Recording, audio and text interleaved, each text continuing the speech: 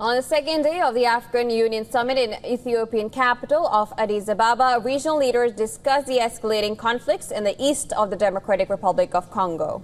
The state leaders are beating against the backdrop of an unchecked advance by the M23 rebels and Rwandan troops into DRC's South Kivu provincial capital. The fighters entered the eastern city of around 1 million people on Friday, meeting virtually no resistance after having seized the region's main airport.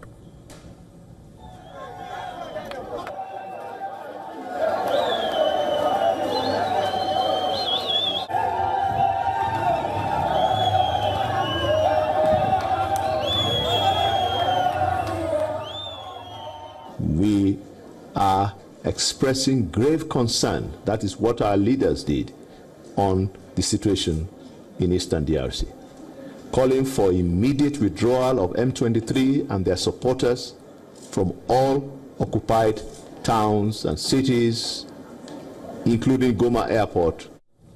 Speaking on the sidelines of the African Union Summit, DRC Prime Minister Judith Suminwa Tuluka said her country has been calling for sanctions against Rwanda for months and welcomes the international community's change of narrative.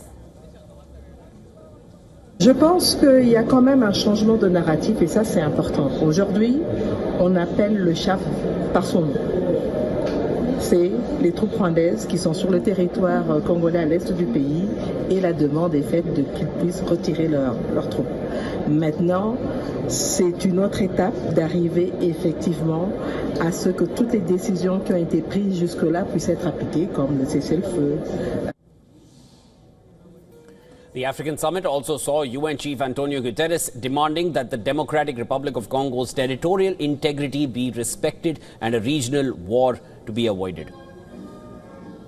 In the DRC, as more cities fall, the risk of a regional war rises. It's time to silence the guns. It's time for diplomacy and dialogue.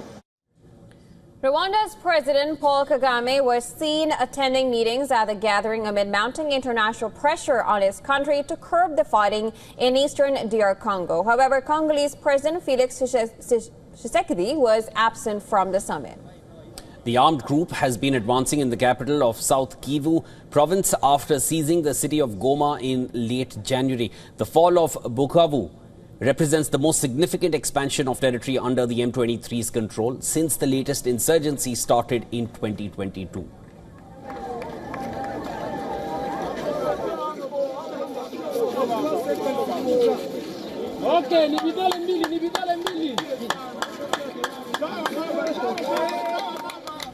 The entry of rebels in Bukavu received mixed reactions, with some neighborhoods staging celebrations to welcome the rebels, residents also posing for selfies with the M23 fighters.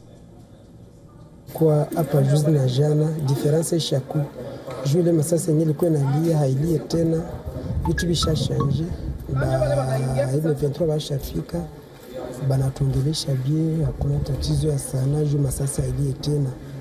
Ina tunaishi nabo tungisibi kujuma sasa hailie tena gisitu kwangu ya usalama iko. An upsurge in violence in the restive region has sparked fears of a wider regional conflict as a number of DRC's 9 neighbors and South Africa already have military boots on the ground.